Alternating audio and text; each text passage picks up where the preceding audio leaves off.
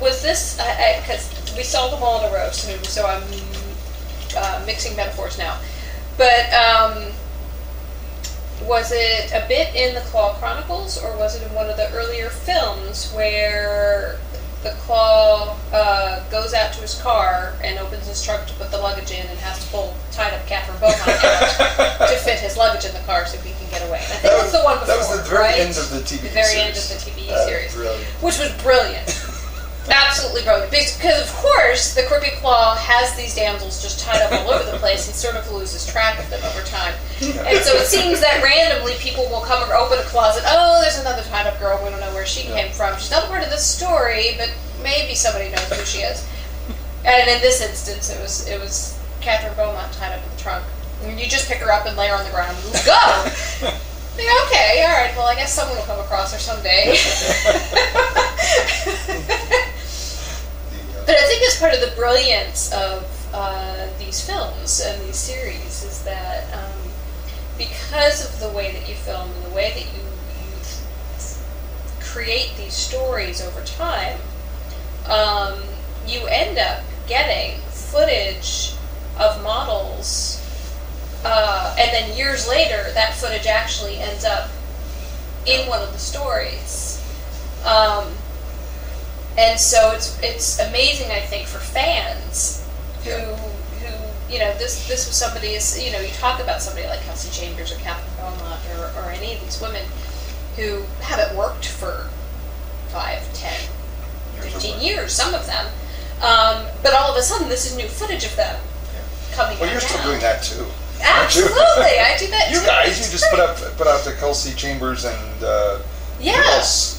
Yeah, with her? Andrea Neal. And Andrea Neal. Kelsey People Chambers. love these guys. Yeah, and that's wonderful, and I think that's a great way for fans to kind of. Yeah. It seems like there's always new material of models that haven't worked for a really long time, and it's really just sort of stored material that. Well, to a degree, I don't know, because I waited so long. I mean, years and years. I mean, it was probably almost. The last scene that I shot was the one with Lorelei, and that was probably close to 10 years ago. We've been at the current Open Mind studio for 10 years now. And wow, really? Yeah. Wow. Okay. In August, yeah. Wow. Yeah, that's weird. it just throws my own personal calendar there. Wow. Okay. Yeah. And so I would have held on to it longer, but of course, sadly. You get down to a point. Well, first of all, one is changing formats. Our poor old mini DV tape cameras were all dying, and the new camcorders are all like high def and not quite the same aspect ratio, and you can't really get that anymore. Second, of course, is economic necessity. I can't shoot like I used to in the old days, and so I do try to keep releasing on a regular basis. And so it's like, what have you got? Well, I was kind of hoping for those 3 impossible scenes to get shot, but no, time to put it out. So. Absolutely. Now, have you thought about attempting? Because I don't know where the technology is at this point. Have you thought about attempting to green screen this kind of stuff and see if you can get it done in animation, or having sort of stick in sawmill here, green screen? Tim had a buddy who was experimenting with the green screen, and of course. Yeah, again, economic necessity. Yeah. Economic considerations are one of those things. It's like, can you really afford? Who can do this for $20? Right. It's sort of like that. It's like, who can do this really cheap? Budget. To a degree. To another degree, it's also, will it look really bad and cheesy? Not that there's anything wrong with that. Cheese. We all love cheese.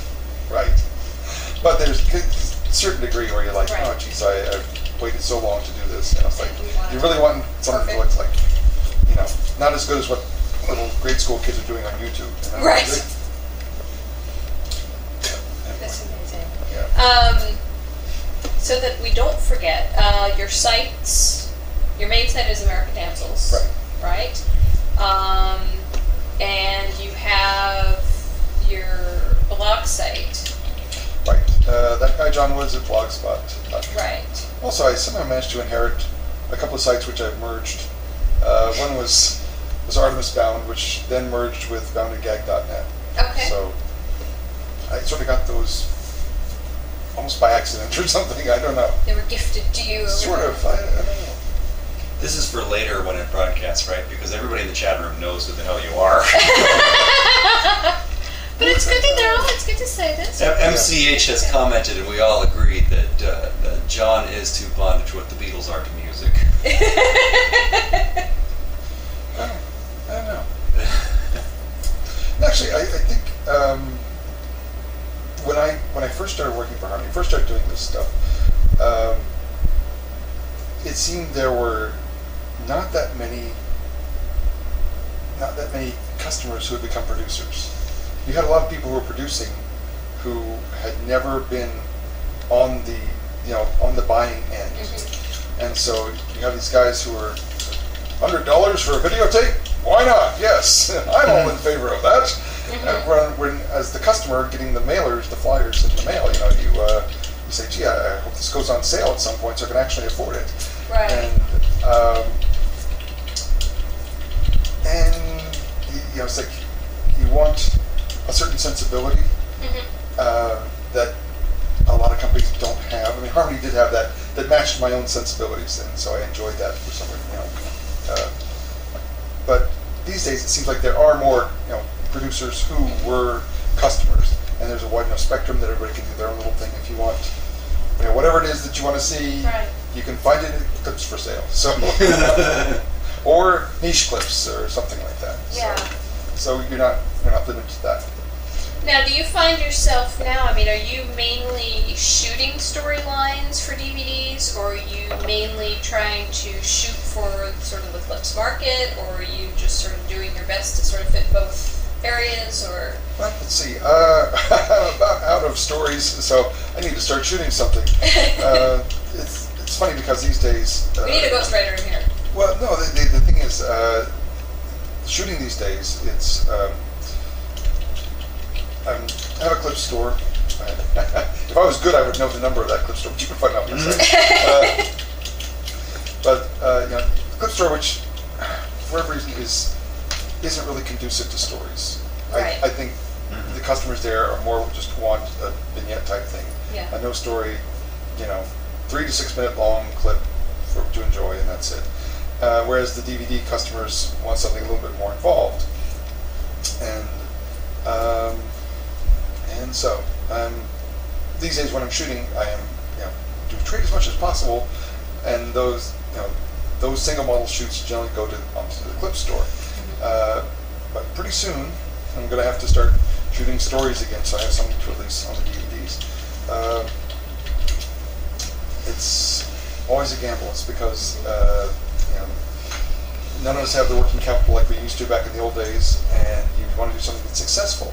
And so, it's like, if I do this, the funny thing is, whenever I have done something I thought, I'm only doing this because I think it'll make money, never works. If I work with this model because she's got large breasts, it'll sell real big. Nah, that doesn't work. So. There's a question? Question from the chat room. Obviously a Bondage fan as well. Jon, are there any producers whose work you enjoy looking at, past or present? It's a tough question. The funny thing is, if I was dishonest, I could probably look at all these, pirated clips from all the other producers. I don't really get a chance to see that much from other people. Not like I used to.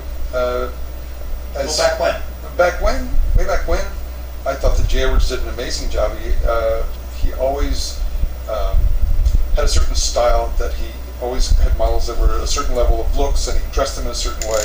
He did really, really nice, precise rigging and all that kind of stuff, and they were just wonderful. Let's see, as far as storyline goes, hard to say. I liked the stuff that Lorelei did. She just doesn't feel that she's very good at writing stories. But I do like the way that she directs and that she dresses the models and rigs and everything. The look of the videos is really great. Back when Brian Tarsus and Chelsea Pfeiffer were doing these more lighthearted type comedy things, back before I started working for Harmony, back in those days. I like those a lot too.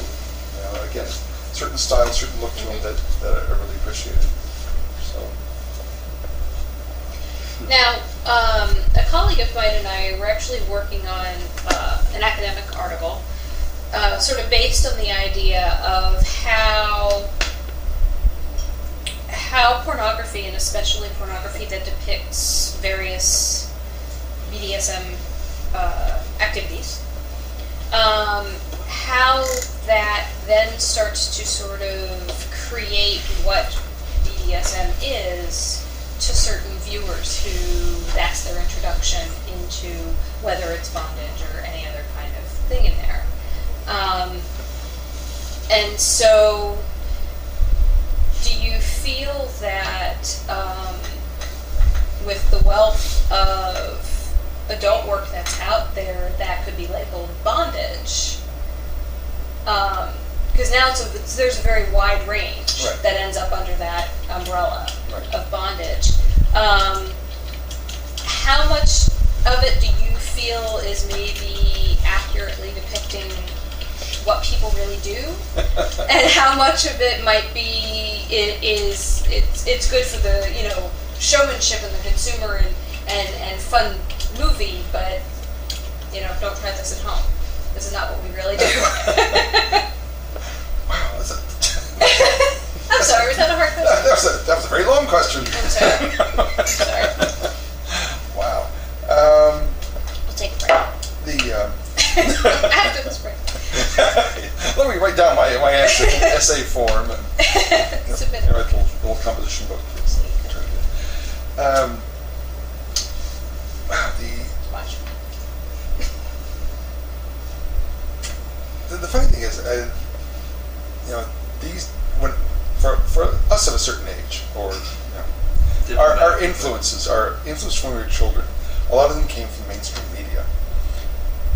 For a lot of people who are not, who consider themselves kinky, that's probably true for any number of fetishes. Mm-hmm. There's that, watching Ka in Jungle Book, or watching the little girl blow up like a blueberry in Willy Wonka. Mm-hmm. Something like that triggered something in you that said, "Oh my God, that is it. That is my fetish." And so it must be very different for kids these days, because you're not limited to Sky King and that sort of thing. You can go on the internet and you can find all sorts of stuff, and unless you have really strict parental controls, but kids find a way around that, I'm sure. So they're getting potentially a lot of very different influences.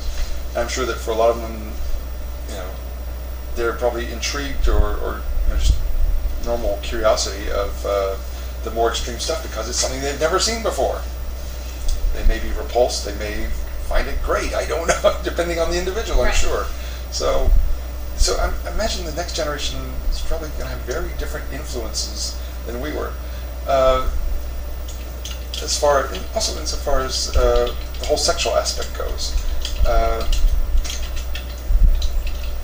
There was no, nothing sexual was associated, directly sexual was associated with bondage back when Ming had Dale Arden, so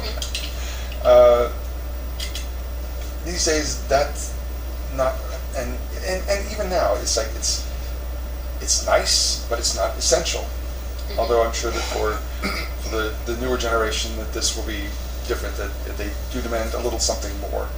That's what always surprises me, when there are younger people who are into the vibe of what I'm doing, that full nudity, it's not essential. Sexual stuff, no, it's okay. You don't need that. And I'm like, wait a minute, you're 21 years old. Why? What's wrong with you? Haven't you seen these sites where they do a lot more the stuff that we couldn't do back in those days?